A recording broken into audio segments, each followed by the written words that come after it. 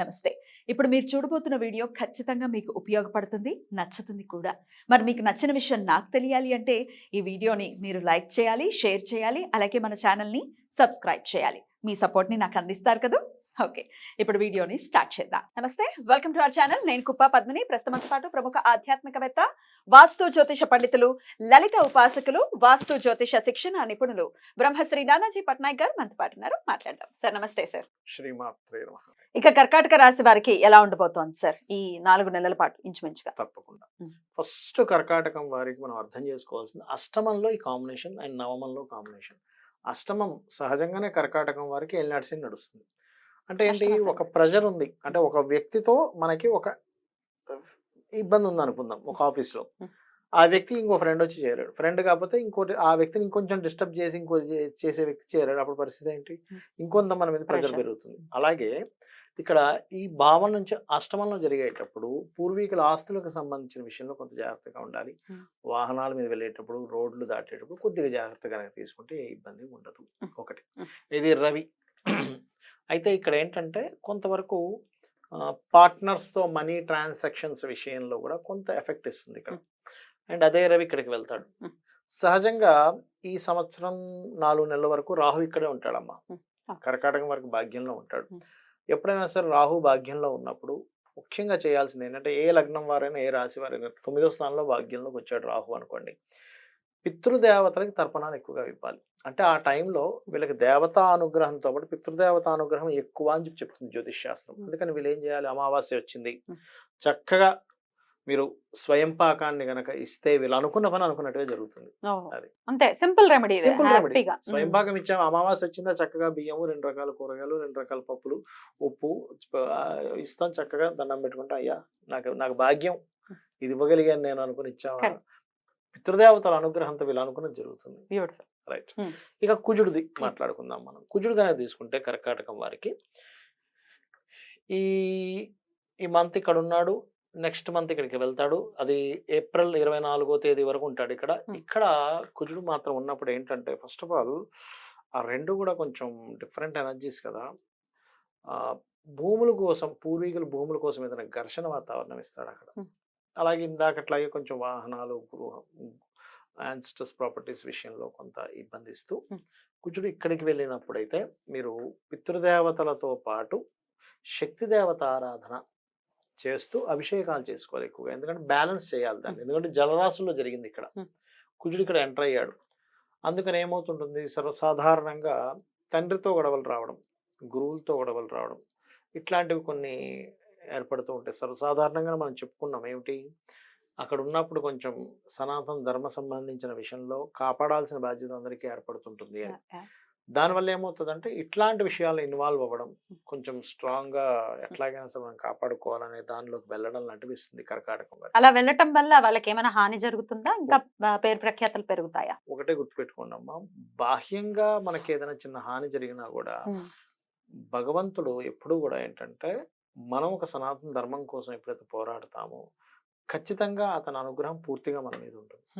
బాహ్యంగా ఏదైనా చిన్న డ్యామేజ్ జరుగుతుందా మేబీ. ఇప్పుడు చాలా మంది చూడండి, ఇప్పుడు మనకి చెప్పుకున్నాం లాస్ట్ టైం బాబ్రీ మసీద్ ఆ విషయాల్లో ఎంతో మంది ఇదై ఉంటారు. కానీ వాళ్ళందరికీ కూడా ఖచ్చితంగా భగవంతుడు అతని సన్నిధిని చేర్చుకుంటాడు. ఎందుకంటే నువ్వు ధర్మం కోసం నిలబడ్డావుగా, అన్యాయం కోసం నిలబడలేదుగా. సో వీరు చేయవలసిన పరిస్థితి ఉంటుంది. శక్తి ఆరాధన, పితృదేవతల ఆరాధన విశేషంగా కర్కాటక రాశి చేసుకోవాలి.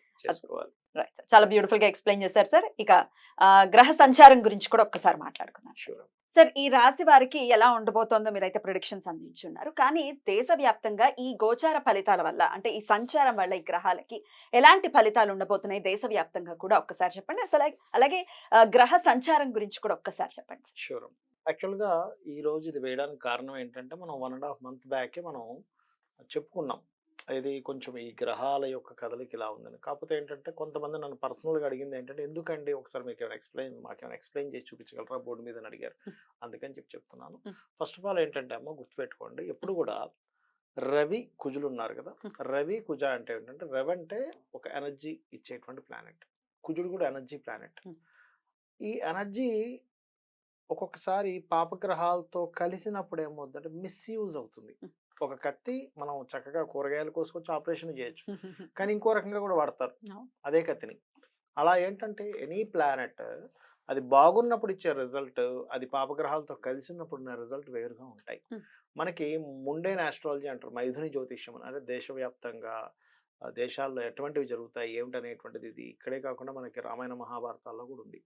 అందుకని నేనేం చెప్తున్నానంటే స్పెసిఫిక్‌గా ఈ రవి, కుజుడు వీటి మీద నుంచి ప్రయాణం జరుగుతది. ఈ 3 నెలలు. హ్మ్. ఎలాగా కుంభం నుంచి హ్మ్. మీనము మళ్ళీ హ్మ్. మేషంలోకి వెళ్తారు. హ్మ్.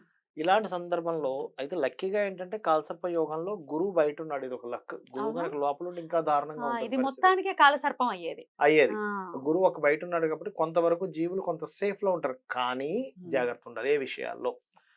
రవి గవర్నమెంట్‌కి కారకుడు. అధికారులకు కారకుడు. సీఎంలకి, పీఎంలకి వీళ్ళకి కారకుడు. హ్మ్.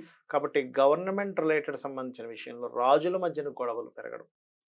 ఆ! ఎందుకంటే మనకు నెక్స్ట్ రాబోయే ఉగాదికి కూడా ఏంటంటే రాజు కుజుడవుతున్నాడు. హ్మ్. కుజుడు రాజుతో ఎలా ఉంటుంది అంటే కుజుడు అంటే ఏంటి యుద్ధం. అధికారాన్ని చూపించుకోవాలి నా లీడర్‌షిప్ నేనేంటో నిరూపించుకుంటాను.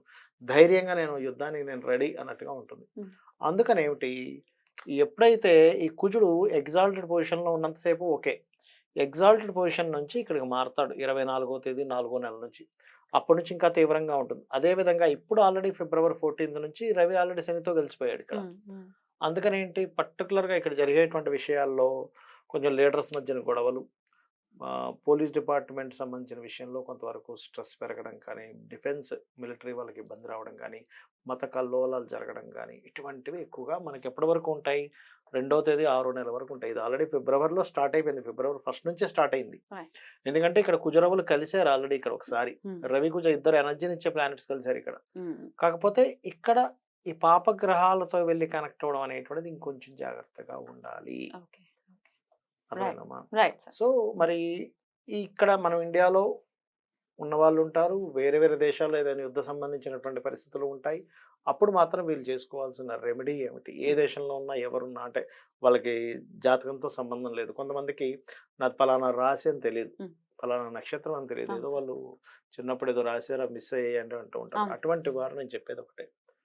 అమ్మవారికి సంబంధించిన వాటిలో చండీ పారాయణం వినడం గాని, తర్పణం చేయడం గాని, హోమం చేసుకోవడం గాని చేసుకోవాలి. విన్నా సరిపోతుంది. ఆ దేశాల్లో చేసేవాళ్ళు ఉండకపోవచ్చు అవును. ఒక్కోసారి. అవును. లేదా శ్రీమాత్రే నమః రక్షణనిస్తుంది. హ్మ్. దగ్గరలో గనక ఏదైనా గోశాల ఉంది. ఇండియాలో ఉన్నారు గోశాల ఉంది. గోవులకి బెల్లము, క్యారెట్లు తినిపిస్తే మంచిది. హ్మ్. గోధుమ రవ్వ కూడా తినిపిస్తే ఇంకా మంచిది. హ్మ్. అండ్ అదే విధంగా నవగ్రహాలు ఉన్నాయనుకోండి. హ్మ్. రాహువు, కేతువు. రాహు, కేతు, కుజ, రవి ఈ 4 గ్రహాల దగ్గర దీపారాధన గనక చేసినట్లయితే హ్మ్. సిట్యుయేషన్స్ ఎలా ఉన్నా సరే వీళ్ళ మీద ఎఫెక్ట్ అనేటువంటిది ఉండదు. సో జాతకం లేని వాళ్ళకి అసలు మాకు తెలీదు అనుకునే వాళ్ళకి మీరు ఇప్పుడు చెప్పినటువంటి రెమెడీ చాలా రెమెడీ బాగా హ్యాపీగా పనిచేస్తుంది. పనిచేస్తుంది. ఎందుకంటే ఇప్పుడు జాతకం లేదు, హ్మ్. రాయలేదు, నా హ్మ్. లగ్నం తెలీదు, నా రాశి తెలీదు. ఏం చేయాలనేటువంటిది ఉంటుంది కదా! ఇప్పుడు ఇన్ని కాబట్టి గ్రహాలకు మీరు ఆరాధన చేయమంటున్నారు కాబట్టి బ్యాలెన్స్ అవుతుంది. బ్యాలెన్స్ అవుతుంది. అంతేనా సార్? ఖచ్చితంగా బ్యాలెన్స్ అవుతుంది. రైట్. సో ఇవి జాగ్రత్త తీసుకోవాలి. రైట్. ముఖ్యంగా కొంచెం అల్లకల్లోలంగా ఏర్పడేటువంటి సిట్యుయేషన్స్ ఉంటుంటాయి కాబట్టి కొంచెం జాగ్రత్తగా ఉండవలసిన సిట్యుయేషన్స్ ఉన్నాయి. ప్రతి ఒక్కరు. ముఖ్యంగా ఎందుకంటే రాహువు ఇక్కడ ఉన్నప్పుడు ఏంటంటే మన హైందవ ధర్మ సంబంధించిన సనాతన ధర్మాన్ని కాపాడుకునేటువంటి పరిస్థితి అంటారు దీన్ని. ఎందుకంటే రాహువు ఇక్కడ ఉంటూ సాటర్న్ యొక్క ట్రాన్సిట్ ఇలా మళ్ళీ ఇక్కడ వరకు వెళ్తుంది. హ్మ్. అంటే ఈ ఈ రాశిని హ్మ్.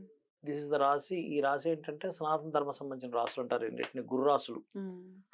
హ్మ్. దాని మీద ఎప్పుడైనా రాహు సంచారం జరిగేటప్పుడు మనం ఆల్రెడీ 1.5 మంత్ బ్యాక్ కూడా ఒకసారి అన్నా మాట్లాడారు. నేను. ఆ. సో శని వెళ్తున్న దాని మీదకి ఇటువంటి సిచ్యువేషన్స్ వస్తుంటాయి కాబట్టి ఈ విషయంలో జాగ్రత్తగా ఉండాలి. చాలా అద్భుతంగా మాకు తెలియజేశారు సార్. ద్వాదశ రాశులకి కూడా ఈ గ్రహ సంచారం ఎలాంటి ఫలితాలను ఇస్తుంది ఇంచుమించు జూన్ 2 వరకు కూడా ఈ రిజల్ట్స్ ఉంటాయి అని చెప్తున్నారు. కాబట్టి చెప్పినటువంటి పరిహారాలు Yeah. అందరూ కూడా పాటించుకుని అమ్మవారి ఆరాధన విశేషంగా చేసుకుంటూ అందరూ సురక్షితంగా ఉండాలి, మానసిక ప్రశాంతత ఉండాలని మనస్ఫూర్తిగా కోరుకుంటూ కృతజ్ఞతలు సార్. నమస్కారం. శ్రీమాత్రే నమః.